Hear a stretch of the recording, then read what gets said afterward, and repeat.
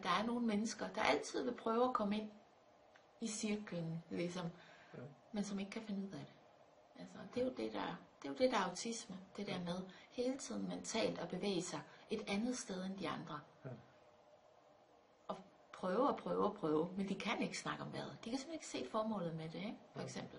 Vi har jo rigtig mange, også forskere, der, det er et års tid siden, eller sådan noget, der havde vi en, der forskede i omskæring.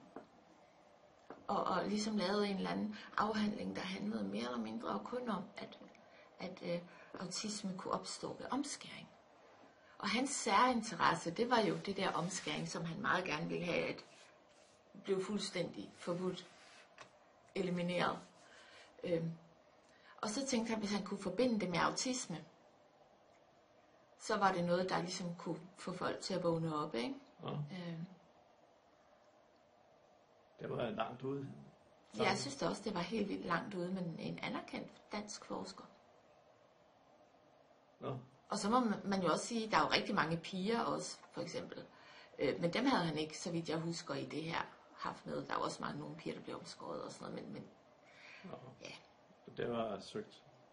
Ja, og samtidig så er der jo ikke nogen, der tør at sige, at han er fuld af lort. Vel? Fordi at man kan jo faktisk ikke vide det, altså når det nu er et mysterie. Man ikke ved nøjagtigt, hvad autisme er, og nøjagtigt, hvad der udløser det. Nej, altså man kan sige, at der står, at det er genetisk, ikke? Men der er jo så også nogle eksempler på, at man kan få det ved andre ting. Måske virusangreb eller sådan noget. Altså, der er jo kun én ting, hvor man er 100% sikker på, at man kan få det. Og det er jo det der, hedder det valproat, eller valproat. Ja, et stof, som man giver til mus.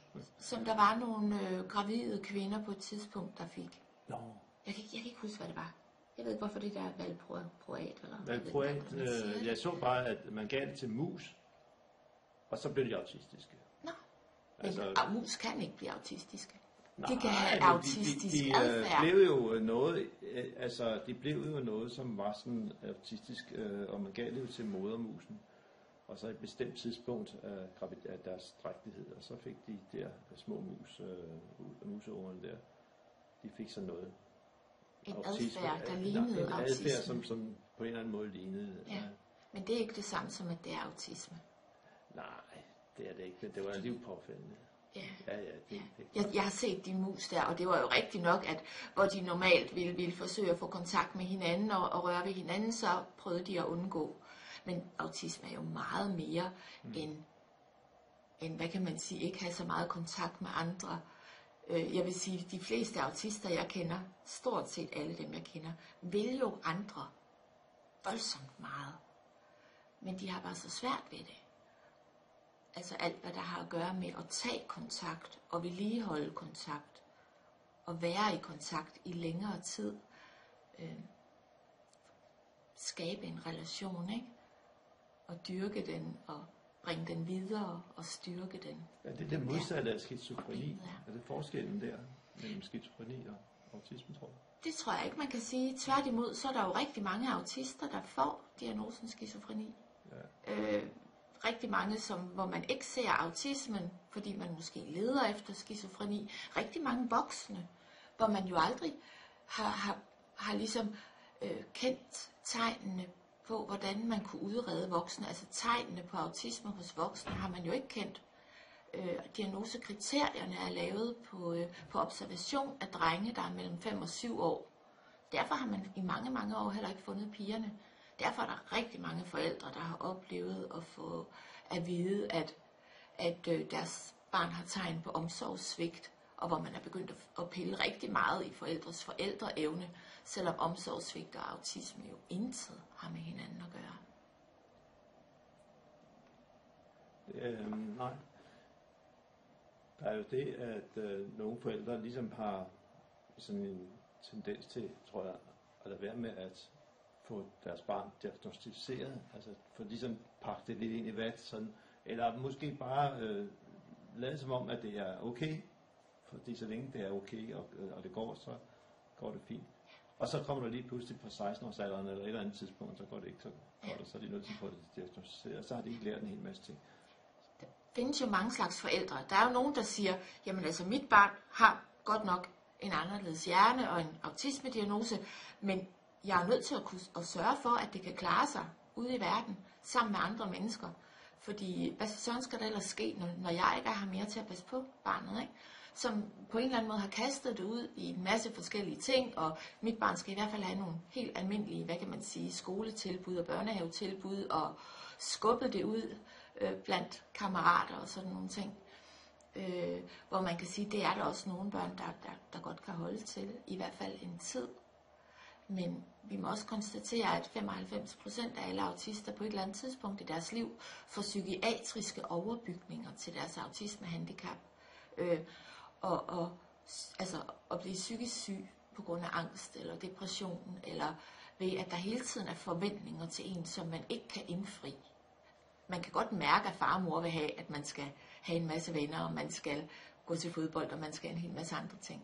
Men det er altså også noget, som mennesker med autisme kan blive syge af, alle de her forventninger, som de ikke, hvad kan man sige, neurologisk har de værktøjer, der skal til, så de kan indfri de forventninger. Ja, så giver man jo medicinske behandlinger og sådan noget, men det er jo faktisk på de andre ting, det som er lagt ovenpå autisme. Ja, der findes ikke medicin, der virker på autisme, men der findes jo angstmedicin, og der findes depressionsmedicin, og der findes ADHD-medicin, som en del autister jo får, fordi at ADHD også kan være sådan en, hvad kan man sige, de kan også have ADHD samtidig med, at man har autisme. Jo. Og det er der mange, der har. For du mener, at det sådan set ville være bedre, hvis forældrene erkendte, at her har vi et barn, der er autistisk, og så fik en diagnose, og så må man så tage den derfra. Det vi hører på de voksne mennesker og unge mennesker, som har autisme, og som ringer til os, og som vi kan tale med, og som kan forklare om, hvad de har tænkt, og hvad de har hørt, og hvad de har følt i deres barndom, de fortæller faktisk samstemmende, altså stort set alle dem, vi snakker med, at det der med at få et navn på, hvad det er ved dem, der er anderledes, det gør dem jo til en del af en gruppe. Godt nok en, hvad kan man sige, en anden gruppe og en mindre gruppe, end at være en del af hele samfundet, ikke som et almindeligt menneske. Det er meget, meget vigtigt at få et navn på, for langt hovedparten siger, jeg har været anderledes, så længe jeg kan huske. Jeg har altid selv vidst, at jeg var anderledes, og specielt for kvinders vedkommende, så har de jo meget, meget ofte gjort alt, hvad de kunne, for at kompensere og for, at ingen skulle opdage. Nogle af dem siger faktisk, at hele mit liv har jeg brugt på at kopiere andre piger og spille et spil, ligesom et skuespil, eller være en anden, aldrig nogensinde mærke mig selv, for de har gjort alt, hvad jeg overhovedet kunne, for at ingen skulle opdage, at jeg var fake. Der er nogen, der sætter det ord på, at jeg er ikke rigtigt. De har følt sig anderledes, ikke? Nogle har følt sig meget, meget dumme faktisk, uintelligente, ofte, når de endda er det direkte modsatte. Og nogen kan fortælle om, at de ligesom har tænkt, hvorfor i alverden snakker de om sådan nogle tåbelige ting? Altså piger, der snakker om drenge, eller smykker, eller sminke, eller sådan noget, ikke? Hvorfor i alverden bruger de tid på sådan noget idioti, når man kan læse store tykke bøger, og interessere sig for, ved jeg ikke, Einsteins teorier, eller fysiske principper, eller et eller andet. Og alligevel så er de gået rundt og følt sig måske dummere end andre, eller uintelligente, fordi de ikke har forstået, hvad det var, der foregik mellem de andre. De sagde over på Høje Taastrup Gymnasium, at et af problemerne, det var de skriftlige opgaver, fordi de ikke troede på sig selv nok til, at når de sad foran et vist stykke papir, så overhovedet begyndte og sådan noget. Måske var de heller ikke i så gode til at overhovedet komme i gang, kan man sige, men også det der med, at han mente, at de simpelthen ikke synes, at de kunne gøre det godt nok. Så de skulle have hjælp undervejs, og de skulle have sådan spørgsmål undervejs, og nærmest udfylde nogle rubrikker, der næsten var lavet på forhånd. Og de skal tit lære, fordi vi har haft rigtig, rigtig mange unge mennesker, eller forældre til unge mennesker, typisk også på universiteterne, hvor de sådan er lidt mere frie i deres studie, og hvor det er den struktur, man laver for sig selv, der bestemmer, altså hvordan man studerer.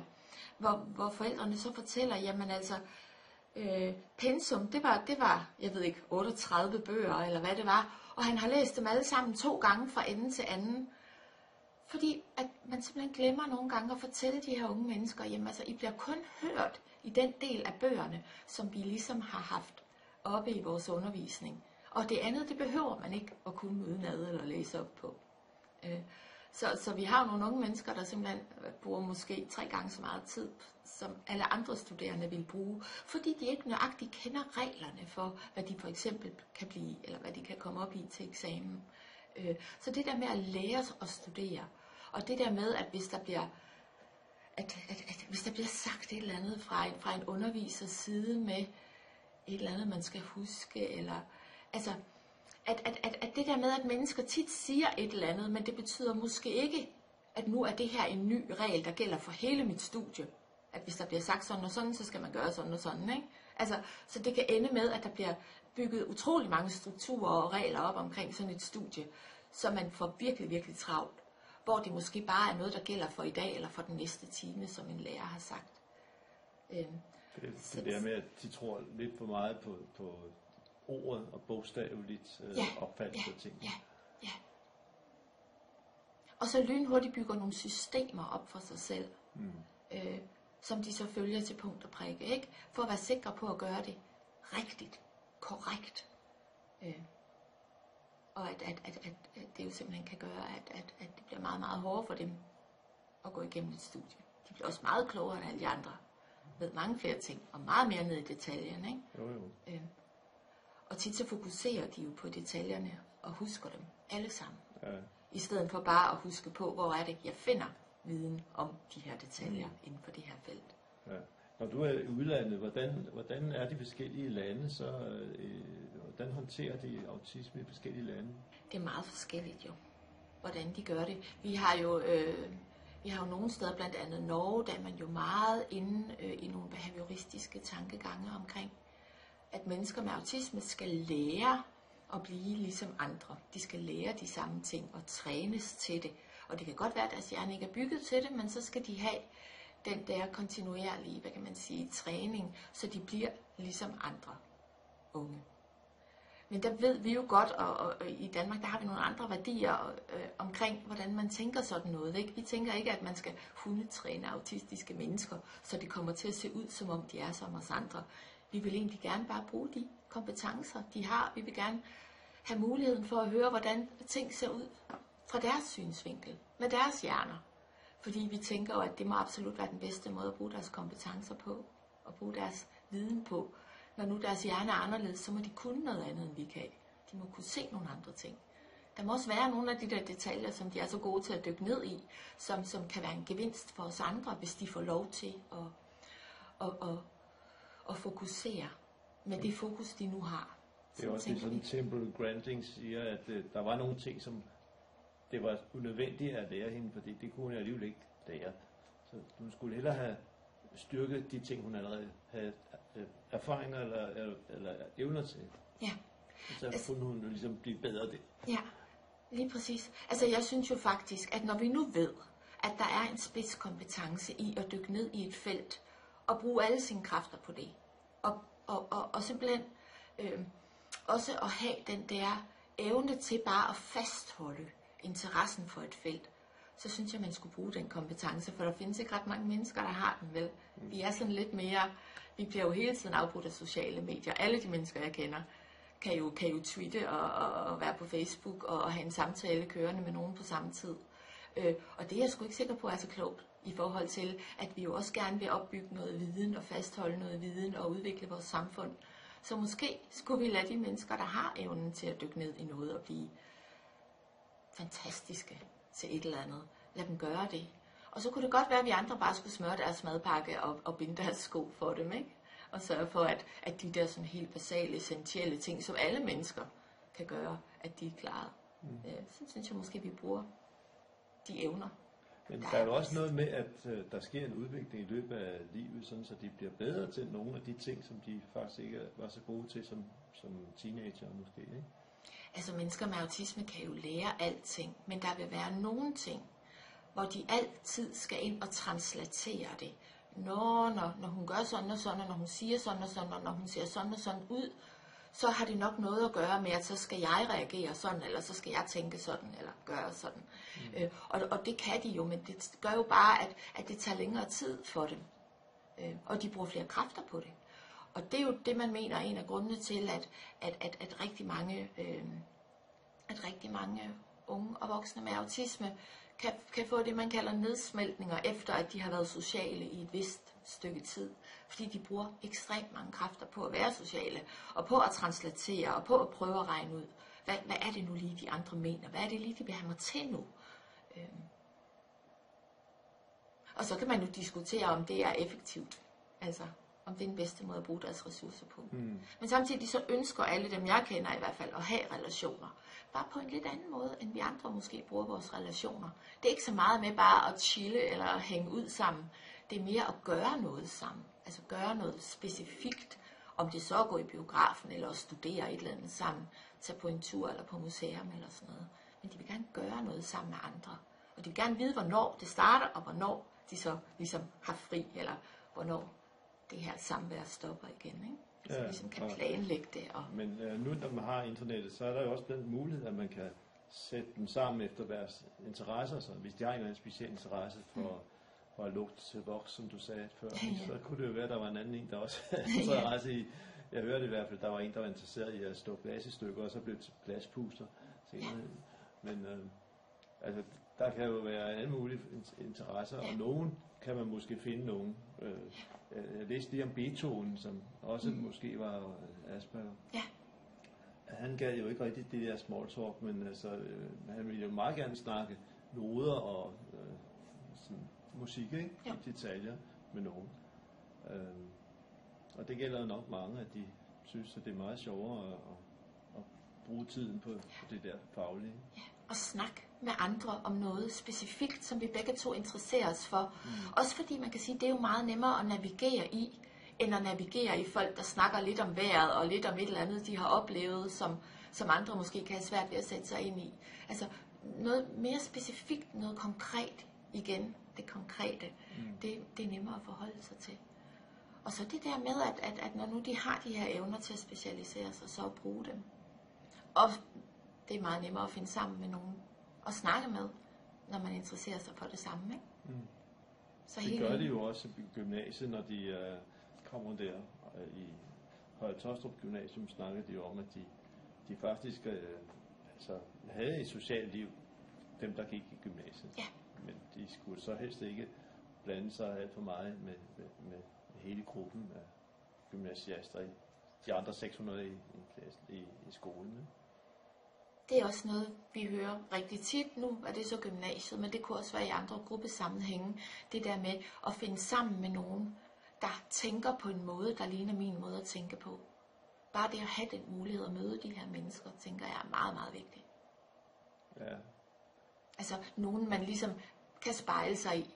Nogen, hvor man kan genkende måden, de tænker på. Grine lidt mere af nogle ting, der ligner hinanden, ikke?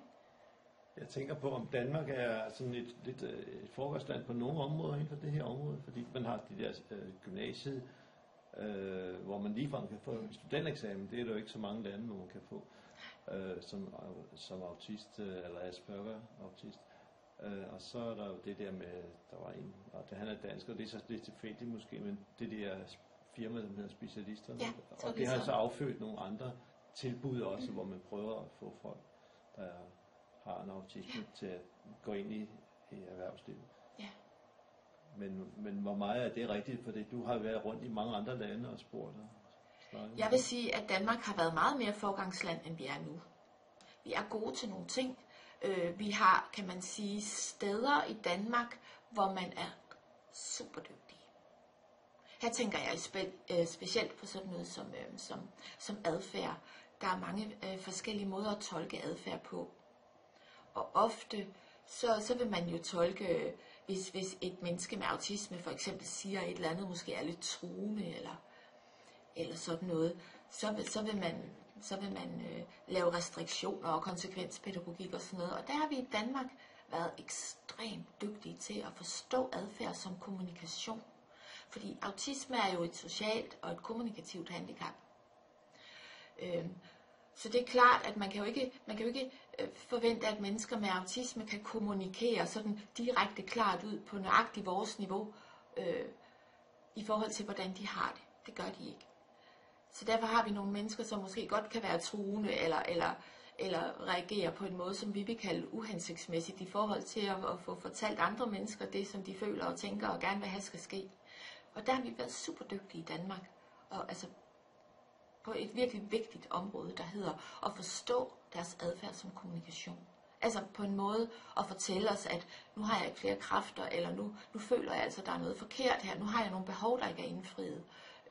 Og det har gjort, at vi er kommet rigtig, rigtig langt i og hvad kan man sige, at kunne samarbejde med mennesker med autisme, og kunne forstå dem som rigtige mennesker, og kunne få dem få hensigtsmæssig adfærd frem ved at forstå den adfærd, de nogle gange har, som vi ikke forstår, og som vi finder uhensigtsmæssigt. Det, der sker meget tit, hvis ikke man forstår autisme, det er jo, at man tolker adfærden som hvad kan man sige, tolker den sådan helt konkret, som hvis de truer med et eller andet, eller får en nedsmeltning, ikke? At så skælder man ud eller laver restriktioner. Og det får vi ikke noget ud af. Men det begyndte at vinde indpas igen. Det handler lidt om hvordan kommunerne handler, hvor mange mennesker de ansætter, som forstår autismen. Men du mener, at det har været der, og så er det lidt mindre nu? Ja. Hvorfor det? Jamen det mener jeg var noget, der skete med kommunalreformen, hvor man fik specialiseringen, hvad kan man sige, den er smuttet for tyndt ud for tiden. Vi har nogle steder, hvor der var de gamle amter lå, specielt omkring Region Midtjylland, hvor de er super dygtige stadigvæk, og har sådan enklaver af spidskompetencer. Men det var også fordi, man tog nogle amter, og så nedlagde man amterne, og så sagde man, at kommunerne skal selv gøre det. Ja. Men kommunerne var uvillige til at flytte disse børn over i nabokommunen, fordi nu var det en anden kasse. Ja, det er nøjagtigt det, der er problemet, at de steder, hvor man har kompetencerne, der har man måske også haft nogle store tilbud, som så ikke blev fyldt op, og så begynder man at skære ned. Og det er lidt den økonomiske politik, der har været ført i kommunerne, som har gjort, at specialområdet ikke er blevet helt det samme sjove sted at arbejde. Det er på den måde, man udvikler kompetencer og fastholder kompetencer. Men umiddelbart skulle man tro, at hvis nu at Ballerup Kommune har en skole, som er god til at undervise autister, så skulle det være sådan, at Københavns Kommune kunne se en fordel i at flytte deres børn derover. Men hvorfor er det så ikke det? Eller Frederiksberg Kommune kunne have en fordel af det, men jamen, altså det handler jo meget om, tænker jeg, at så fik man ligesom presset den her inklusionsdagsorden igennem. Den har jo passet lige hånd i handske med kommunalreformen. At nu er det vigtigt, at de bliver puttet ind i de lokale tilbud og sådan noget, ikke? Så på den måde kan man sige, jeg tænker, man har lavet en plan, og den har passet rigtig godt sammen. Bortset fra, at vi jo så har mistet den viden, der faktisk skulle gøre det muligt at inkludere børn med autisme. Det vi oplever lige nu, det er jo, at i folkeskolen, der er det kun 2/3 af dem, som faktisk er visiteret af de autistiske børn, som kommer i skole. Resten, de går derhjemme og har det rigtig, rigtig skidt. Altså 1/3 går hjemme? Ja, 1/3 går hjemme. Hver tredje barn med autisme, ja. Og så får de ikke nogen undervisning, eller hvordan fungerer det? Hovedparten gør ikke. Der er ganske få steder, hvor man så giver dem nogle timers undervisning, sygeundervisning, eller hvad det hedder, om ugen. Og så har vi forældre, som simpelthen har sagt deres job op og hjemmeunderviser deres børn. Ja. Og det er jo, kan man sige, i Danmark synes vi jo sådan noget er helt ekstremt. Men det har man gjort altid, altså i nogle andre lande, ikke? Hvor der simpelthen ikke har været andre muligheder. Men i Danmark er det ekstremt, når sådan noget sker. Betyder vel så også, at de ofte bliver skilt i virkeligheden, ikke? Fordi det er vel også hårdt. Forældrene? Ja. Altså vores undersøgelser, som jo er, hvad kan man sige, de er jo ikke voldsomt videnskabelige, men hvis vi sender et spørgeskema ud til for eksempel, det ved jeg ikke, 10.000, så får vi måske 1.200-1.500 svar på det. Og der viser vores undersøgelser faktisk, at 80% af forældreparne, altså par, som har fået barnet sammen, hvor de ikke er gået fra hinanden i graviditeten eller sådan noget, at de bliver sammen 80%. Og det er jo en meget, meget højere, kan man sige, end i normalbefolkningen. Når så de bliver sammen, det er forkert opfattelse, at de bliver skilt. Ja, men det er sådan noget, det er ligesom sådan en slags fordom, kalder man det vel ikke, men det er sådan en generel opfattelse, vi har af, at hvis man får et handicappet barn, så går man fra hinanden. Og jeg skal heller ikke kunne sige, om den passer på andre handicapgrupper, det kan den sagtens gøre. Men i forhold til forældre, der får børn med autisme, og som er sammen, når barnet bliver født, så er det 80%, der også er sammen mange år senere, der holder sammen. Men det, de så svarer, for eksempel i vores undersøgelser, det kan være sådan noget i noterne, at de skriver, det er ikke mere et ægteskab, det er et arbejdsfællesskab. Men der er jo også nogen, der er kommet til den konklusion, at jeg kan ikke klare det her barn alene. Det er vi nødt til at være to om, hvis vi også skal have et voksenliv. Og så holder sammen af den grund. Altså, man kan sige,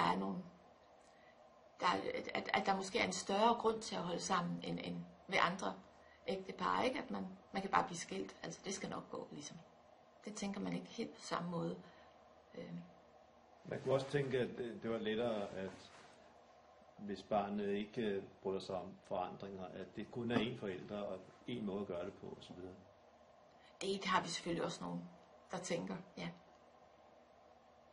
Men generelt, så er vores billede faktisk, at forældrene holder sammen, når de får de her meget, meget store udfordringer. Og altså, man kan også sige, vi har også et meget, meget højt tal, der mister deres netværk. Altså simpelthen familie og vennepar, de har haft ellers, de kan slet ikke forstå det, der sker. Det her med, at pludselig kan man nærmest i en lang periode, måske på et par år, slet ikke tage barnet med i byen. Det er bare fuldstændig umuligt. Og samtidig kan man heller ikke få andre til at passe det, fordi at det her barn bare overhovedet ikke, altså, hvad kan man sige, det kan ikke tages med til middagsselskab. Og man kan heller ikke bare få naboens pige til at passe det, fordi det kræver en hel masse viden og forståelse for en hel masse særlige behov. Så på den måde kan man blive meget, meget isoleret, hvis man er en familie, der får et autistisk barn. Og så kan man sige, så er det jo også sværere at gå fra hinanden, fordi man er sådan en øde ø i det her samfund, ikke? I hvert fald i en årrække. Og det kan jo også godt gøre, at man bliver bragt tættere sammen som familie og som ægtepar. Ja, altså man kan også tænke den tanke, at man så hjælper hinanden, og hvis den ene forælder havde et autistisk barn, så kan det selvfølgelig være, at det andet autistisk barn i den anden familie er anderledes, men så har man dog i hvert fald en form for grundlag for at forstå den forskel. Ja. Men det kan godt være, at det er for meget alligevel, at der ikke bliver sådan en særlig stor hjælp fra den ene forælder med et autistisk barn til den anden forælder med et autistisk barn. Altså vi ser faktisk, vi laver sådan nogle ferier nogle gange om året, og vi ser faktisk, at familier, der møder hinanden på den måde, ved at have en uge sammen i en eller anden ferieby, og mødes uden for hytterne, ikke? Og grille sammen, eller lave bål sammen, og tage en tur til vandet og sådan noget, at der etableres venskaber imellem de her, der har. Det kan godt være, at alle børn med autisme er jo forskellige, men der er jo alligevel, rent neurologisk, så er det jo de samme udfordringer, de har. Der er de samme ting i hjernen, der er problemer med. Så selvom de er forskellige, som mennesker er forskellige, så bringer det de her familier tættere sammen. De har noget til fælles, som er særligt. Og der skabes venskaber for livet sådan nogle steder. Ja, der kan man så sige, så har sådan en forening jo en stor berettigelse, ikke? At man så kan gøre det. Men det kræver selvfølgelig, at forældrene selv melder sig ind i foreningen, ja. og gerne vil det, og måske også kaster sig ud i det. De måske tør ikke, eller sådan noget. Kunne det ikke være sådan nogle ting, at de ikke... Det kan jo også være, nu ved jeg ikke, altså hvis man forestiller sig, at der ikke er et problem med, at man behøver ikke skjule det for en forening, men ellers kunne der godt forestille sig, at en forælder sådan ikke vil fortælle, at det eksisterer, at de har et problem og sådan noget. Det er sjældent, vi hører om nogen, der prøver at skjule, at deres barn har et autismehandicap. Det synes jeg ikke, vi hører så tit. det er ikke så fordoms, altså der er ikke så meget fordom forbundet med at have autisme, eller have et barn med autisme i Danmark, tænker jeg ikke, som der er det i nogle af de lande, som vi sammenligner os med indimellem. Ikke helt på samme måde. Det man kan sige, at autisme er også lidt sådan omgæret af noget mystisk, fordi man ikke ved nøjagtigt, vel? Man har lokaliseret nogle ganske få gener, SHANK 1, 2 og 3, mener jeg, de hedder. Men det er jo kun en lille bitte, hvad kan man sige, flig, der er blevet afdækket. Hvordan de så hænger sammen med alle de andre gener, der også er involveret, og hvor mange kopier af de enkelte gener. Man kan sige, at hver eneste gang, man finder en lille ting, der kan være med til at opklare lidt af mysteriet omkring autisme, så åbnes der 1000 andre kasser fulde af spørgsmål. Men det er jo lidt interessant. Jeg ved, at der blev forsket i USA og i England sikkert også. Hvordan er der noget forskning i Danmark på autismeområdet? Ja, men vi er meget mere, hvad kan man sige, i det kvalitative. Forsker i venskaber og i wellness og sådan nogle forskellige ting. Jeg ved, der er lavet noget forskning på en af de her neurologiske funktioner også. Den, der hedder Theory of Mind. Så der foregår faktisk en del forskning i Danmark, men så vidt jeg ved, er det meget mere sådan det kvalitative, end det sådan er det der med at løse gåden, eller det der med, kan vi helbrede autisme. Og det er jeg jo personligt glad for, fordi som organisation, så det vi gerne vil, det er jo mere, jamen hvordan pokker kan vi se på de her mennesker på en måde, så vi kan finde ud af, hvad kan vi bruge dem til?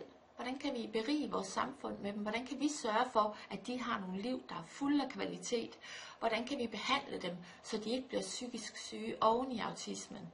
Det er noget af det, som jeg går op i. Hvordan kan vi sørge for, at der bliver åbnet op på arbejdsmarkedet, så vi finder de der nicher, hvor de kan bruge deres kompetencer, hvor vi ved, at de kan fastholde deres interesse også, så de kan blive en guldgruppe for en virksomhed.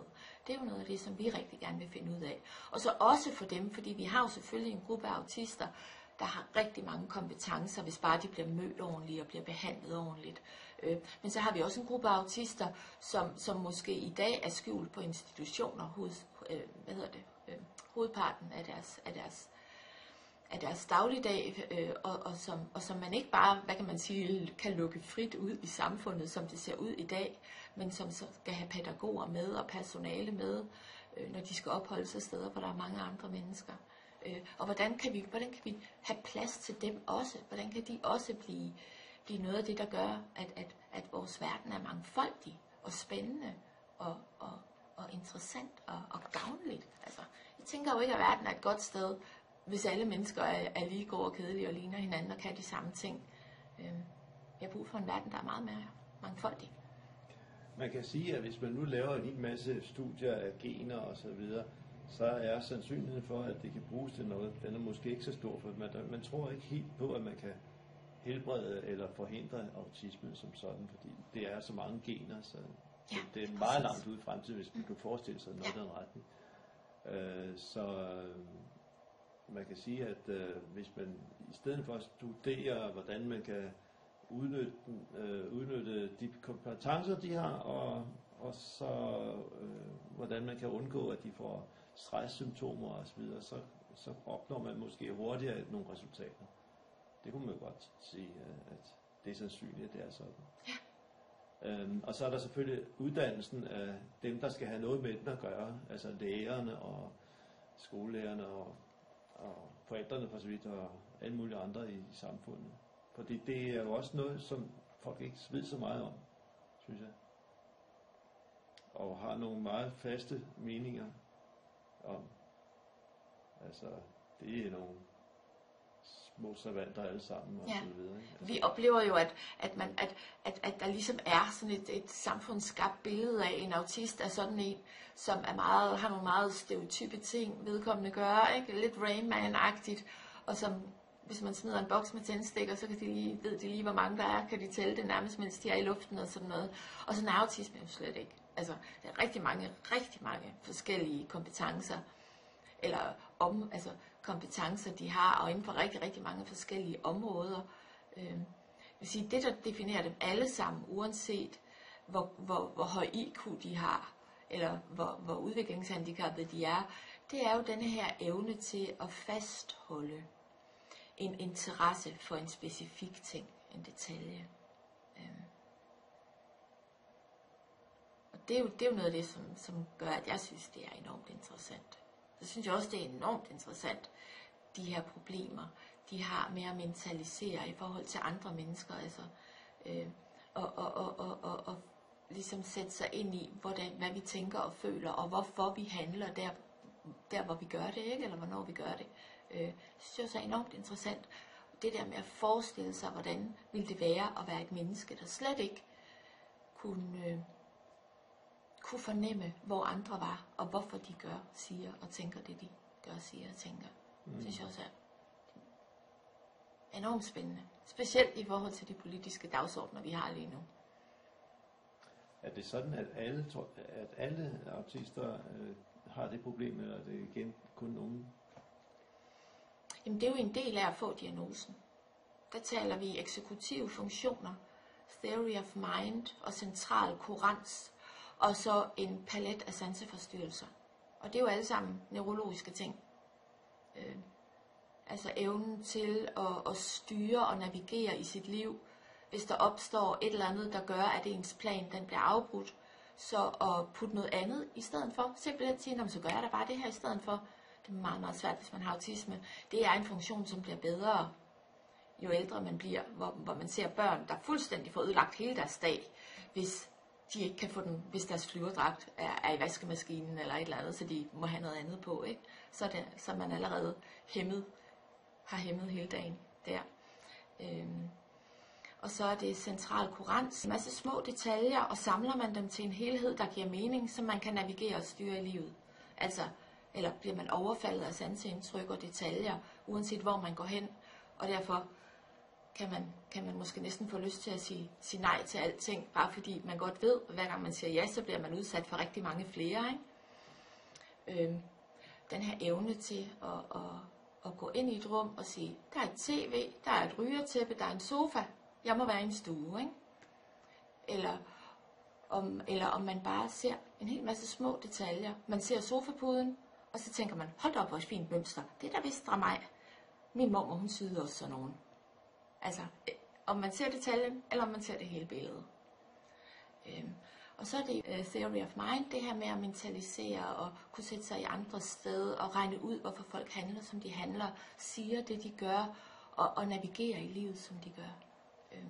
Og kunne forstå, sætte sig ind i andres følelser.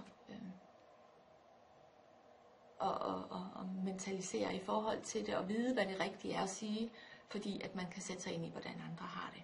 Og så selvfølgelig den her store palette af sanseforstyrrelser, hvor vi jo har autistiske mennesker, som ikke kan føle kulde og varme, ikke kan føle mæthed og sult. Hvis man rører et menneske med autisme på armen, vil der være nogen af dem, som siger, hvorfor slår du? Altså, på den måde. De her sanseindtryk, sansebearbejdning, som er anderledes. Nogle kalder det manglende sansefiltre også. Hvor nogle autister kan fortælle om, at hvis de er i et lokale, hvor der står rigtig mange forskellige grupper af mennesker på 2-3 stykker og snakker sammen, så kan de simpelthen kanalisere, selvom de står og snakker med en person i den her retning, kan de måske høre, hvad der bliver sagt i en gruppe herover og følge med i det. Simpelthen få den samtale ind i samme kraft, som dem, de selv står og snakker med måske. Og det er jo sådan noget, som kan være meget svært for andre mennesker at forestille sig. Altså det kan være meget svært at forklare sin nabo, at jeg kan sådan set bare lige zoome ind på forskellige grupper, hvis jeg er i et lokale med 100 mennesker, ikke? Men det kender jeg folk, der kan. Altså det synes jeg jo er fascinerende. Og igen, så er det ikke alle autister, der kan det. Der er nogen, der, når de hører tal, så ser de en bestemt form eller en bestemt farve, og det gør så, at de kan holde styr på en ekstrem mængde tal eller telefonnumre, ligesom en telefonbog. Men der er jo lige så mange varianter, tror jeg, som der er mennesker med autisme. Men jeg tænker jo både, det giver dem nogle muligheder, som de burde kunne bruge i vores samfund, og så også, at det jo giver dem en hel masse stress og en hel masse problemer. Hvis ikke de på en eller anden måde får hjælp til at kompensere for lyd, for eksempel, hvis det er det, som de hører alle mulige steder fra, og ikke har et filter, der ligesom kan styre, at det kun er den lyd, der trænger igennem til dem, som de har brug for.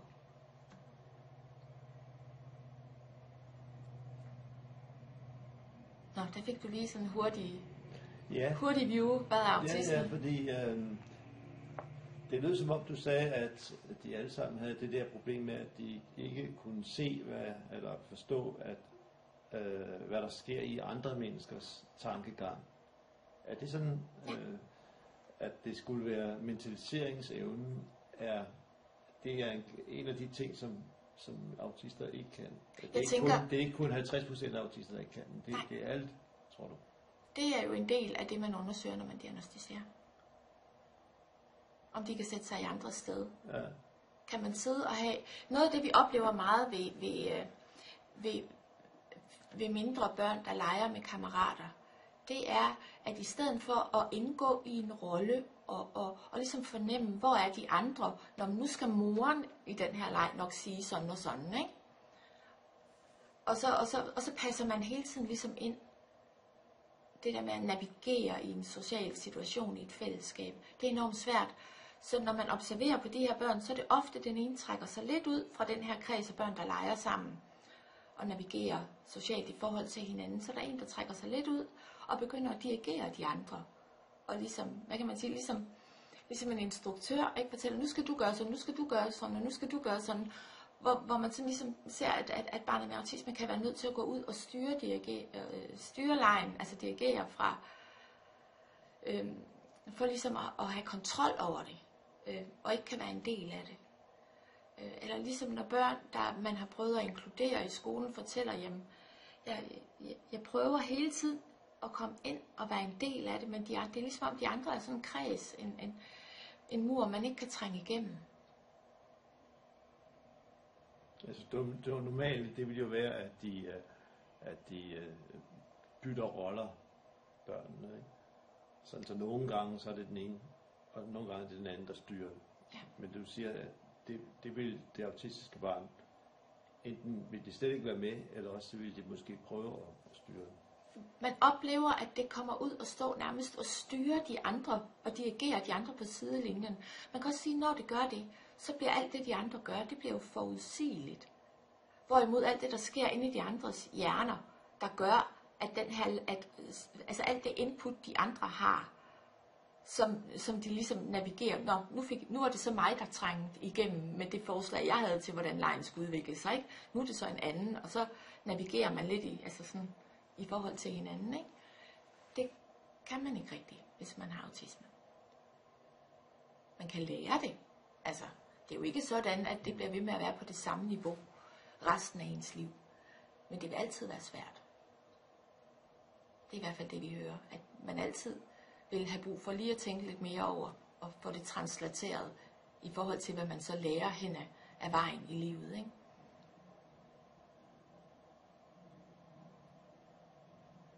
Altså, vi snakker om det der med H.C. Andersen, hvorvidt han var autist på den måde, altså Asperger var autist, eller højt fungerende, eller sådan noget. Ja, der er også det der med højt fungerende. Det siger de jo selv, at det er noget sludder. Det kan godt være, at de har en god intelligens, og at de kan regne nogle ting ud. Men derfor kan det godt være, at de bliver lige så udtrættet af at være sammen med andre socialt. Og det kan godt være, at de har nogle evner, der på en eller anden måde er på et højt niveau. Men derfor kan det godt være, at de har enormt svært ved at motivere sig selv til at lave mad, for eksempel, så de kan få noget at spise. Eller det der med at komme ud og handle. Fordi at al den her energi er fokuseret på lige præcis den her bestemte ting, de er motiveret for. Og som de har al deres interesse ved. Så et af de rigtig, rigtig store problemer, hvis man nu er en voksen autist, det er det der med at få motivation til alt det, der er ligegyldigt. Altså alt det, som vi andre, vi gør det med venstre hånd, vi laver mad, og vi sørger for, at der er rent tøj, og vi gør lidt rent, og vi alt det her. At hvis man har sådan en hjerne, så er det meget, meget svært at motivere sig selv til at gøre de der ting. Både fordi, at det kan være fuldstændig uoverskueligt, alle de der små ting, der bare skal ordnes.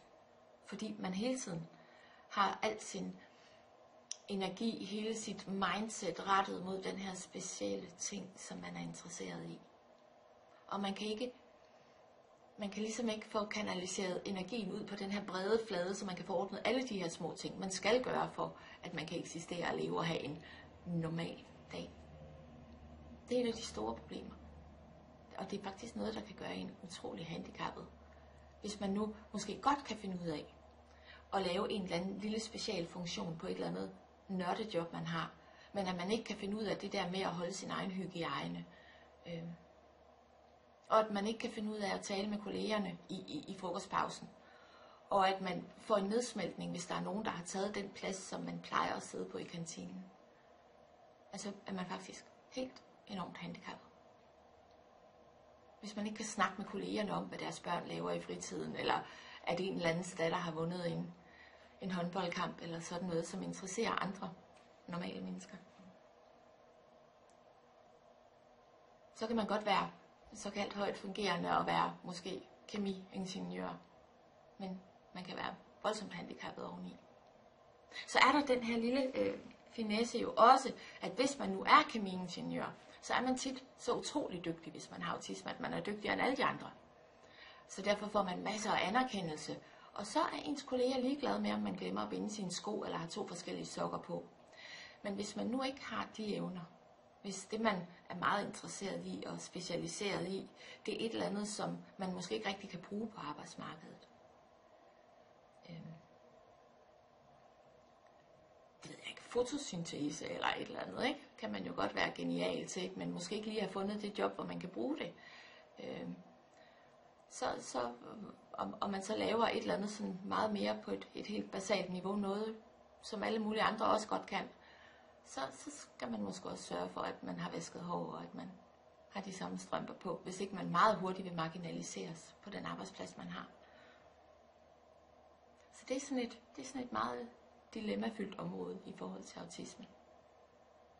At det der med at være gal eller genial, det er sådan en hårfin ting. Er der nogle ting, hvor man kan sige, at hvis du kan det her, så har du ikke autisme? Kan man sige det? Det vil jeg tro, man godt kunne. Ja.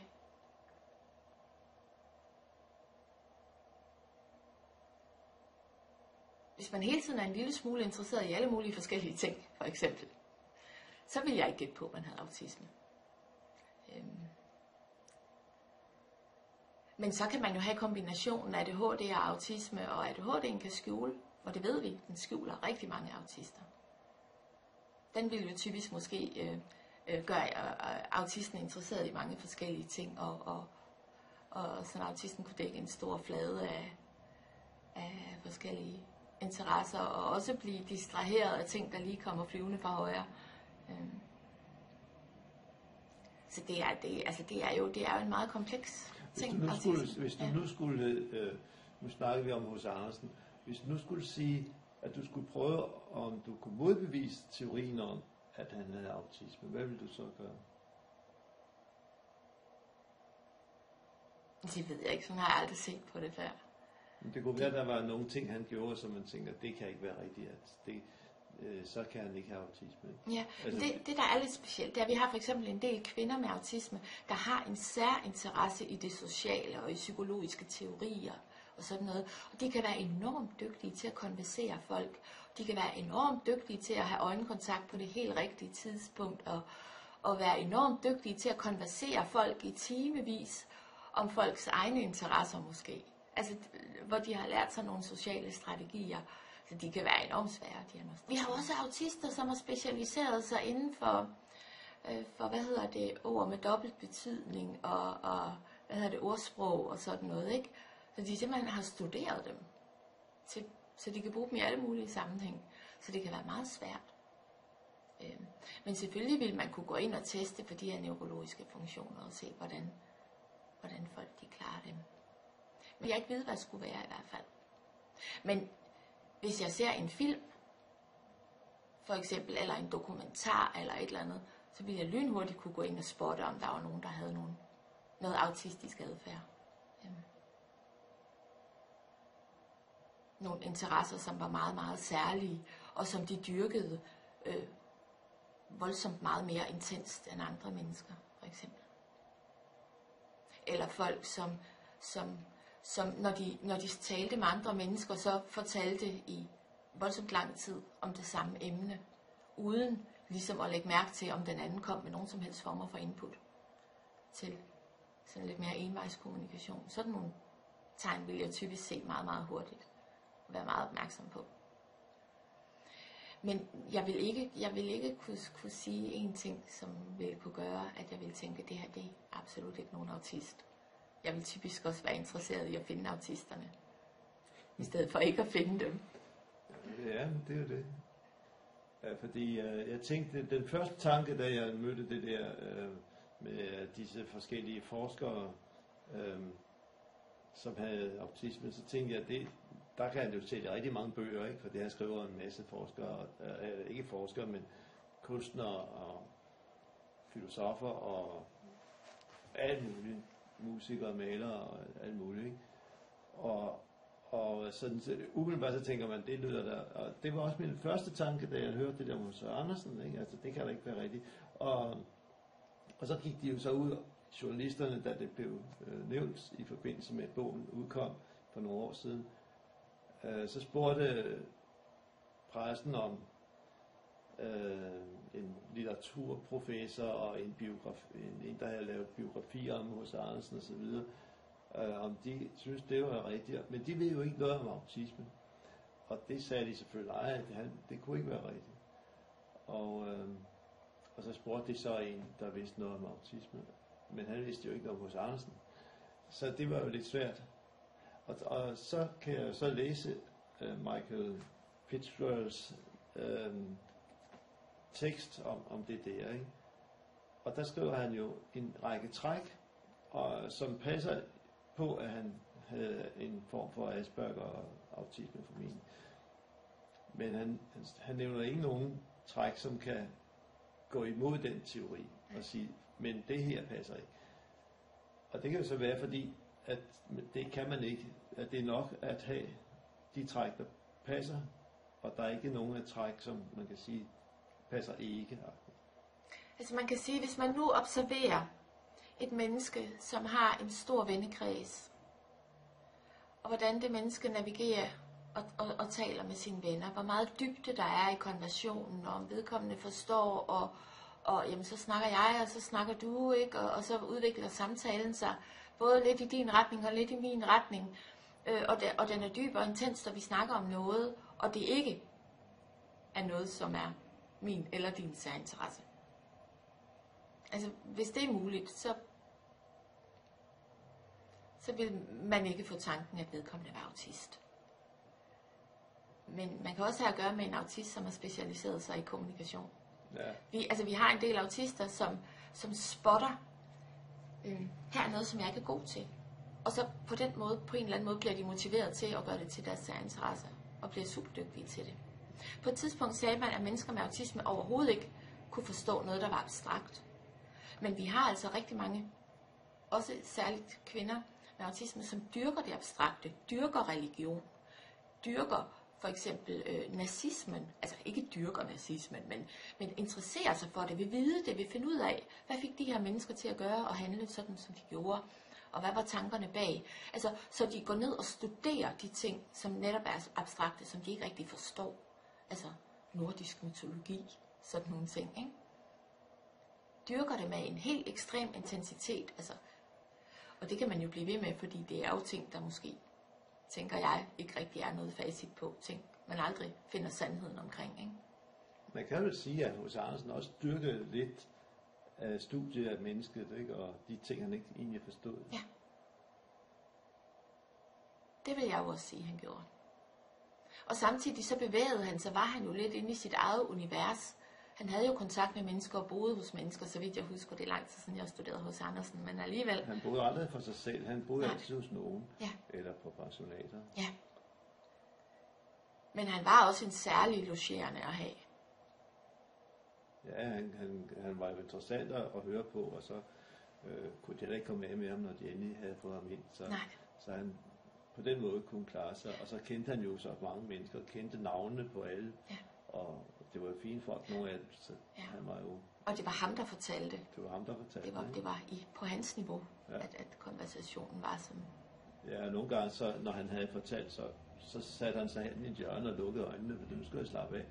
Meget mærkeligt, fordi nu havde han lige fået applaus for et eller andet, og så var det lidt underlig handling at gøre bagefter. Ikke? Ja. Og i min verden, så er det helt normalt.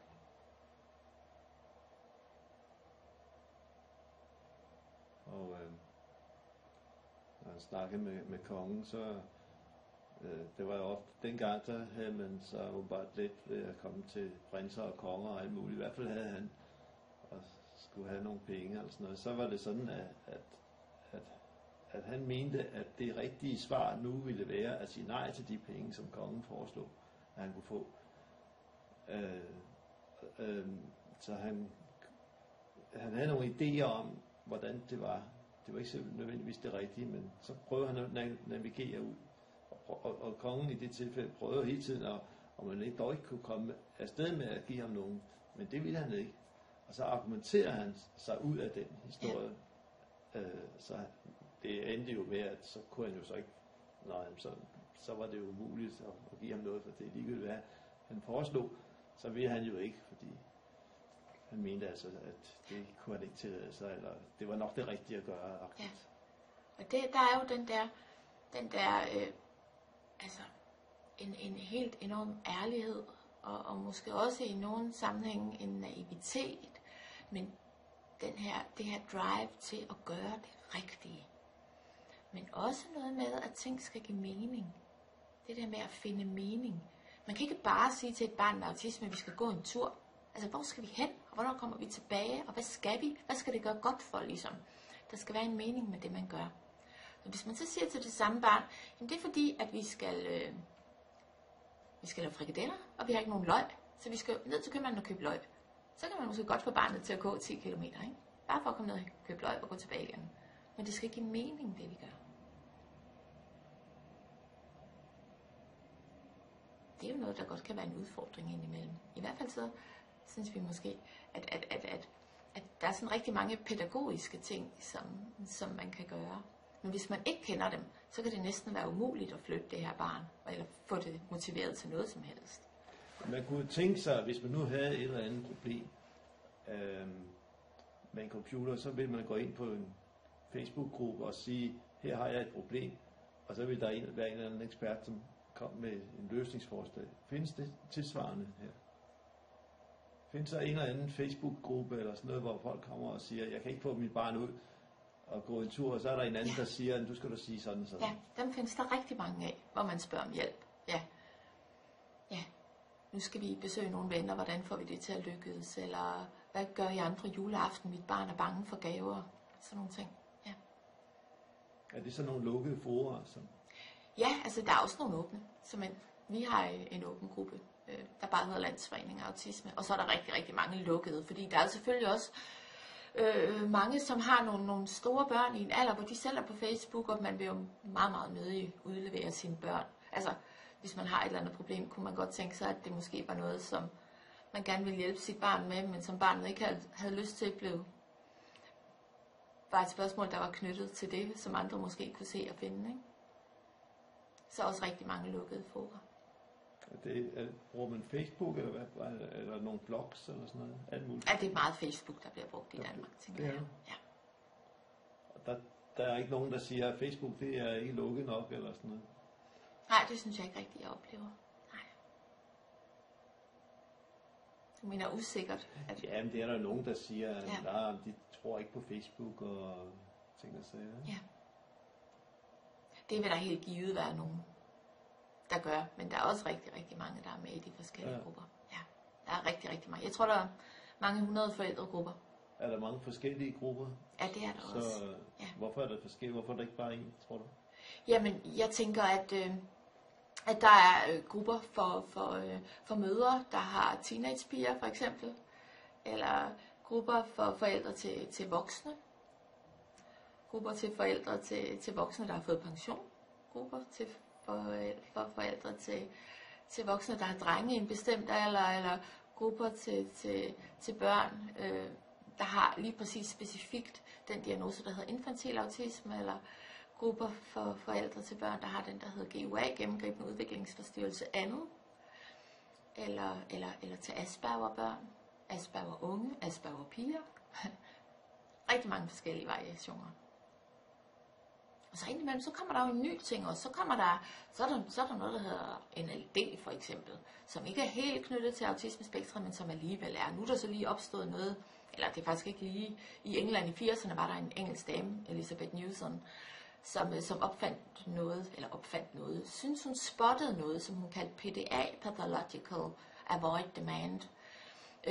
Børn, som er fuldstændig kravafvisende, altså i ekstrem grad. Og det er så noget, som sådan er blevet ved at blive knyttet til autismespektret, også uden egentlig at være en rigtig diagnose, hvor man snakker langvarig stresspåvirkning, at det kan gøre, at de her børn bare siger nej til alting, altså er fuldstændig umulige at motivere til noget som helst, uanset om det er noget godt eller dårligt faktisk. Så der er grunde til at have mange små specialiserede grupper i mange forskellige ting inden for autismespektret. Jeg tror faktisk også, der er autismepædagogiske grupper.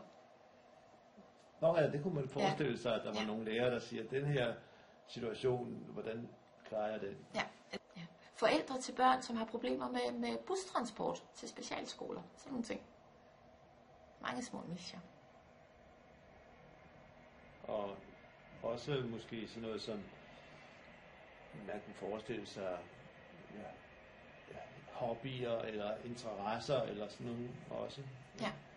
Jeg har et barn, der interesserer sig for musik. Hvordan gør jeg det? Ja. Eller hvad nu må det være? Rigtig, rigtig mange forskellige. Og i en landsforening, så det er så hele landet? Ja. I har afdelinger rundt omkring? Ja. Altså vi får cirka 100 nye medlemmer hver måned. Og lige nu, der er vi omkring 10.000. 100 nye medlemmer hver måned, det er 3 om dagen. Ja. Så er der også nogen, som glemmer at betale deres kontingent, og så ryger de jo ud. Altså, sådan er det jo.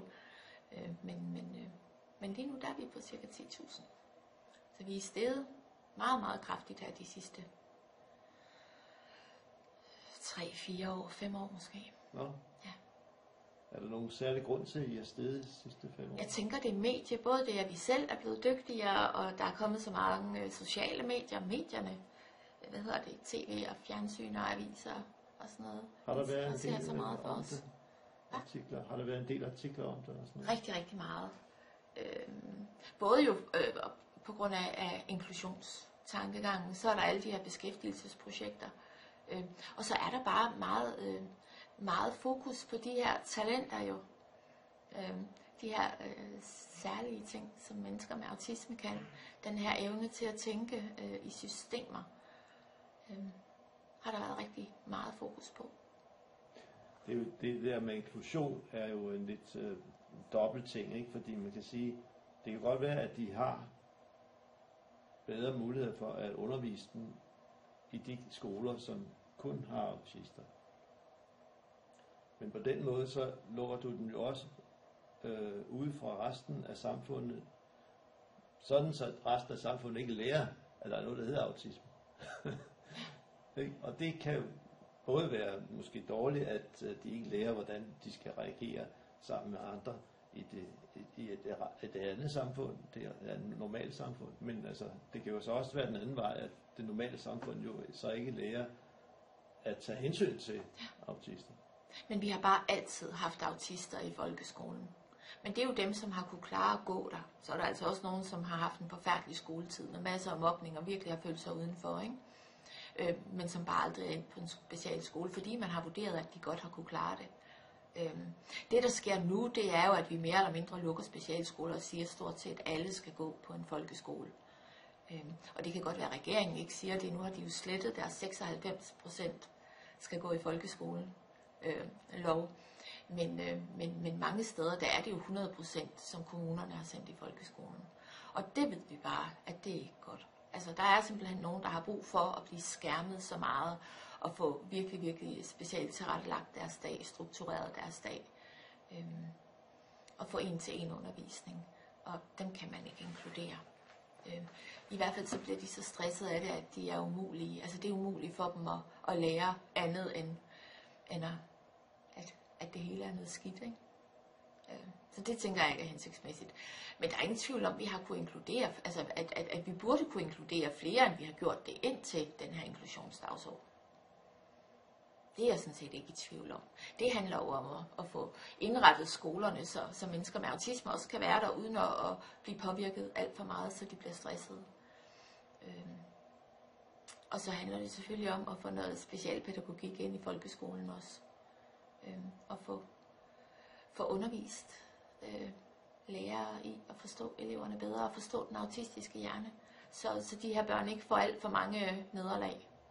Og der ikke bliver stillet en hel masse krav til dem, som de ikke kan honorere. Fordi det bliver de syge af. Og det tænker jeg jo, det skal vi som samfund undgå, fordi at så kommer de jo ind i psykiatrien og bliver til nogle psykiatriske patienter, der for det første har nogle rigtig usle og kummerlige liv, men de bliver også voldsomt dyre for samfundet. Og jeg er selvfølgelig mest ked af, at de får nogle kummerlige liv. Men vi har også nogle regnedrenge til at sidde i alle kommunerne, og jeg tænker bare, at de burde der virkelig spekulere i, at de ikke blev dyre for samfundet. Jeg ved, at man har sådan et generelt indtryk af, at man kan finde jobs til næsten alle, hvis man nu var kreativ nok til at finde jobs. Ikke? Fordi der er jo faktisk nogen, der kan tage en telefon, ikke? Og hvis de ikke skal sige noget i den, så kan de jo bare vælge altså på nogle knapper, hvordan det skal håndteres. Ja. Nu sætter man maskiner til, så siger du, tryk på nummer 1, hvis du vil sådan, og tryk på nummer 2, hvis du vil sådan. Og det er jo ikke altid, at man faktisk kan, altså nogle gange, så er der ingen af de forslag, man har, som man kan bruge til noget. Computerne har jo erstattet rigtig mange autistiske jobs. Ikke? Ja. Vi har jo haft rigtig mange autistiske lagerforvaltere og sådan noget. Postlager. Ja. Alt sådan noget. Alt hvad der kræver systemer og hukommelse og sådan noget, det er jo typiske jobs, som mennesker med autisme har det rigtig godt med, og er meget bedre end computer til. Altså jeg kan love dig, der var ikke nogen, der havde snydt i skat, hvis vi havde haft autister til at passe på pengene der. Ret spændende. Og hvad kan man mere bruge som eksempel? Jo, der er jo supermarkeder alle steder, og hvis der er nogen, der kan få en butik til at se flot ud, så er det altså også mennesker med autisme, der måske vil sætte en ære i at stille alle dåserne pænt og sådan nogle ting, ikke? Og sørge for, at der virkelig så godt ud. Så der er bare jobs på rigtig, rigtig mange forskellige niveauer, som kræver helt forskellig hjernekapacitet, men som vil kunne udføres altså til ypperligt af mennesker med autisme. Så det er jo et eller andet med at få de ressourcer i spil. Nu kan man så sige, at der var en mand, der faldt på at lave et firma, som hedder Specialisterne. Hvorfor var det ikke jer? Eller hvorfor var det ikke det offentlige, der fandt på det? Altså hvis du spørger, hvorfor det ikke var os, jamen det var det faktisk. Fordi den mand, han var i en kreds i Landsforeningen Autisme. I en lokal kreds i Landsforeningen Autisme. Han har været formand i sådan en kreds. Og vi har også sådan et projekt ude på Novo Nordisk. Blandt andet, og PFA er med os. Det hedder Project Opportunity.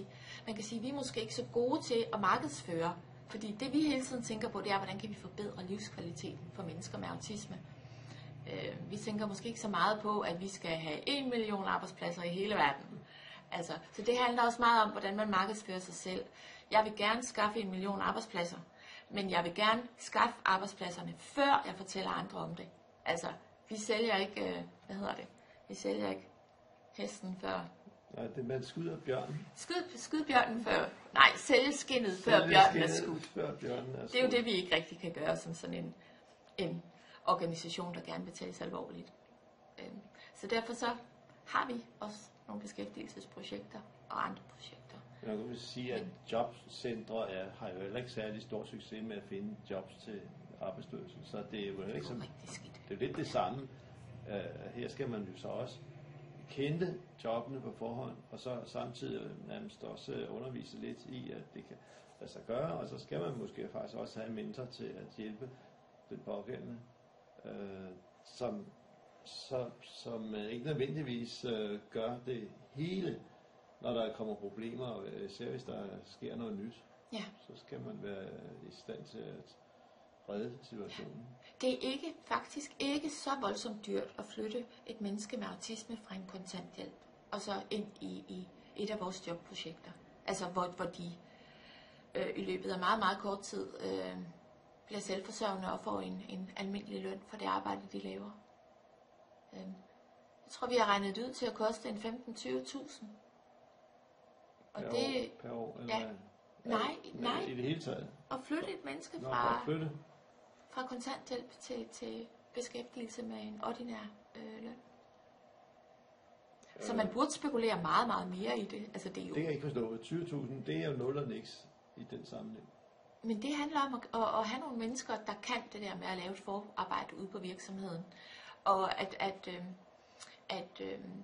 have en aftale omkring flere mennesker ad gangen. Sørge for at få undervist.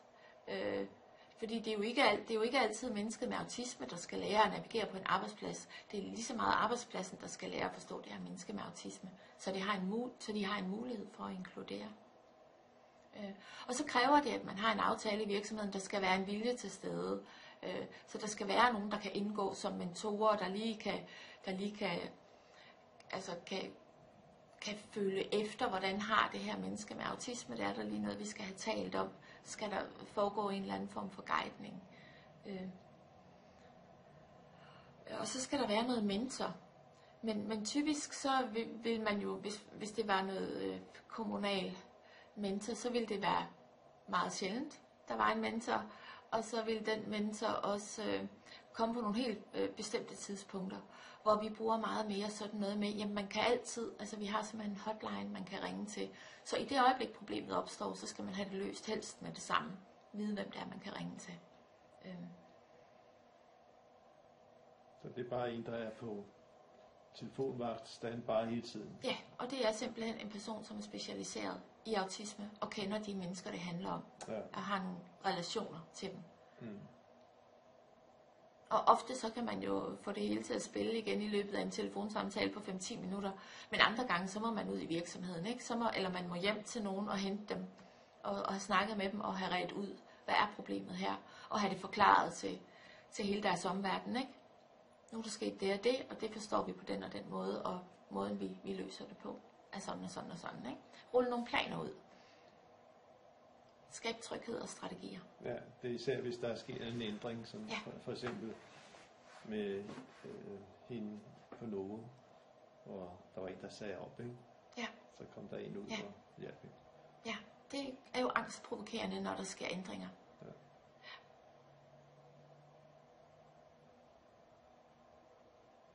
Men du siger, at du har lige været i Tyrkiet. Hvad lærte du dernede?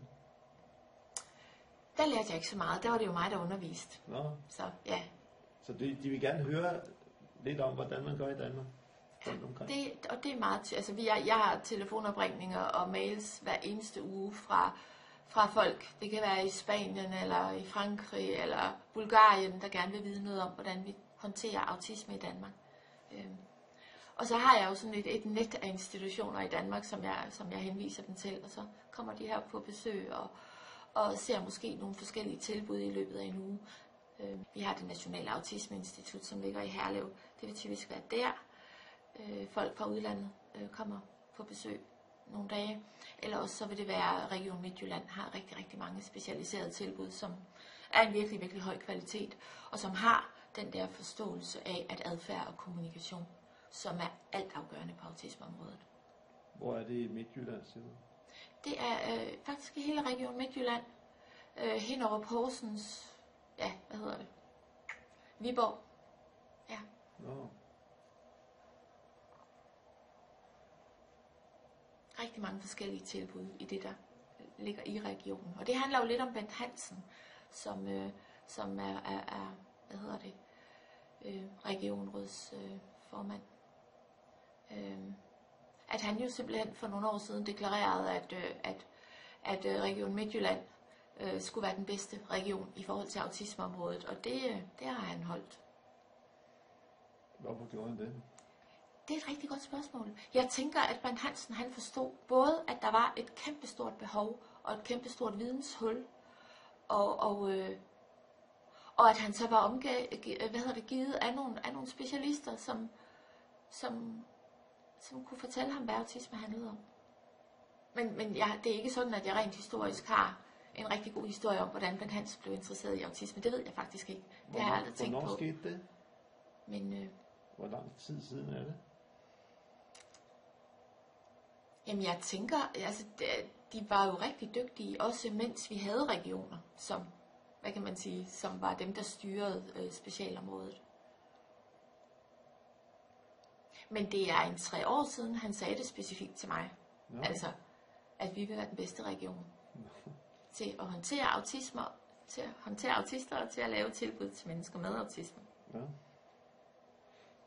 Jeg tror, det er 3 år siden, og så har vi jo set rigtig mange tiltag, blandt andet med botilbud, hvor man starter med fase 0, helt hjemme hos forældrene, lærer de her unge mennesker at kende, skaber en relation til dem lige så stille, får dem flyttet ind i en lejlighed med massiv støtte, får dem rykket til næste step, som er en lejlighed med lidt mindre støtte, og sådan hele tiden følger dem, indtil de måske bliver klar til at bo for sig selv, eller måske rykker et skridt tilbage, fordi der er sket et eller andet i deres liv, der gør, at de skal have mere støtte. Og vi har set boliger, jeg må ikke kalde det containere, men lejligheder, som man simpelthen kan flytte rundt, så autisten kan blive ved med at bo i det samme hjem, selvom det måske står et sted, der er hensigtsmæssigt i forhold til støtte eller uddannelse. Rigtig mange forskellige tilbud. Specialiserede ældreboliger, hvor autisten kan få den hjælp, vedkommende har brug for. Også når han eller hun måske ville skulle i andre omgivelser ville have været nødt til at blive flyttet på hospitalet eller i et eller andet behandlingstilbud, hvor man så har sørget for at have et tilbud klar, hvor alt ligesom har været hvad kan man sige, tilrettelagt sådan, at uanset om autisten skulle blive alvorligt syg eller et eller andet, så ville behandlingen kunne foregå i autistens hjem. Altså sådan have en helt anden måde at tænke omsorg i forhold til autisme på, for at skabe det her gode liv fuld af kvalitet. Bortset fra jobs måske så? Der er også nogle beskæftigelsesindsatser i. Ja. Ja. Der kan man så gøre mere. Det er jo, altså man kan sige, det er jo et område, hvor man kan gøre rigtig, rigtig meget, hvis man vil.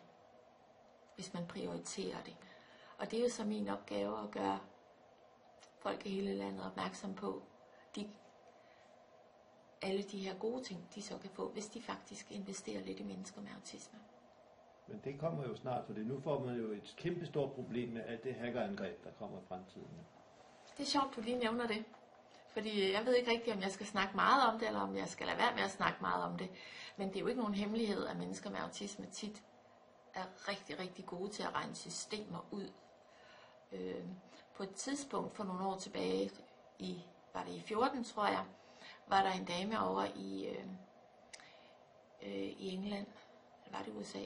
Rebecca Leadingham hed hun, jeg kan ikke huske, hvor hun kom fra, som har været ansat på blandt andet på Mastercard og sådan nogle steder, hvor man har prøvet at regne ud, hvad er det for nogle grupper, der begår cybercrime.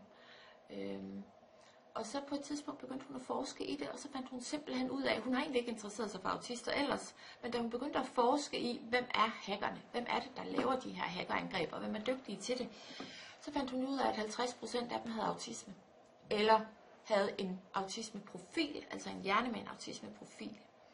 Og vi har jo masser af mennesker med autisme, som ikke er diagnostiseret, måske fordi de selv kan tjene deres løn, og ikke behøver at blive diagnostiseret.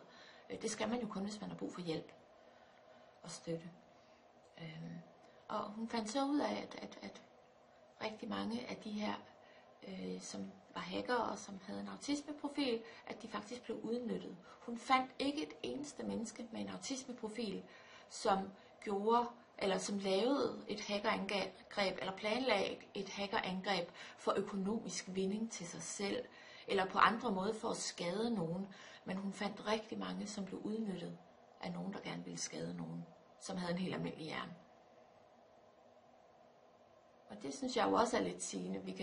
De her mennesker med autisme kan lynhurtigt komme i uføre, fordi de bliver misbrugt af andre. Så ville det ligesom være lidt smartere, hvis man havde givet den muligheden for at gøre det i en god sagstjeneste.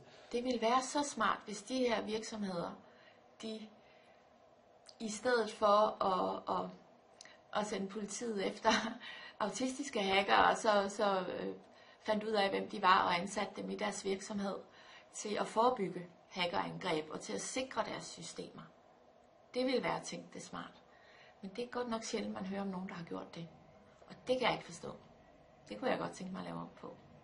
Men samtidig så er jeg jo også lidt forsigtig, fordi at man skal ikke, når man tænker autisme, så tænke hacker samtidig. Altså det er der ikke nogen grund til. Nej, men man kan jo godt forestille sig, at det er sådan, at man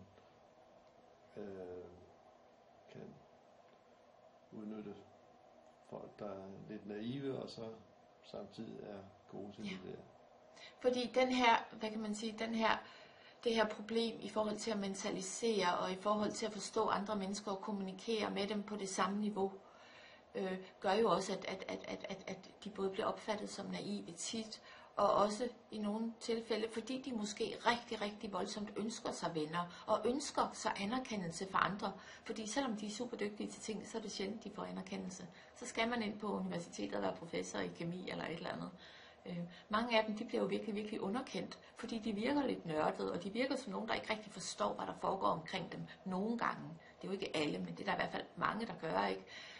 Og folk, som er blevet mobbet hele deres liv i skolen og sådan noget. Så ofte så har de virkelig, virkelig brug for anerkendelse. De har brug for relationer. Og så er det jo ofte, at de bliver spottet som det svageste link, men også som det dygtigste link måske. Hvis en eller anden person har lyst til at bruge dem til et eller andet, der måske ikke er helt så lovligt og helt så etisk i orden. Men hvis man nu tænkte sig, at det var der nogen, der synes var en rigtig god idé at skulle udnytte på en god måde, hvem ville det så skulle være? Altså hvem ville kunne sætte det i gang, at man begyndte at tænke lidt anderledes? Lige på det der punkt er det jo interessant, fordi man har fundet ud af, at man faktisk kan lægge hele sygehusvæsenet ned, og alle mulige transportmidler og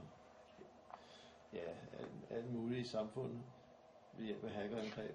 Altså vi er i gang med et projekt, der skal på en eller anden måde få målrettet de her evner, så man kan bruge dem til at lave sikkerhedssystemer. Hvor vi jo håber, når vi kommer lidt længere med det, at få folk ansat i virksomheder til at sikre systemer, frem for at bryde dem, ikke? Men det er jo tit ved at finde fejlene, at man også finder ud af, hvor det er, hvor man skal lægge nogle sikkerhedssystemer ind.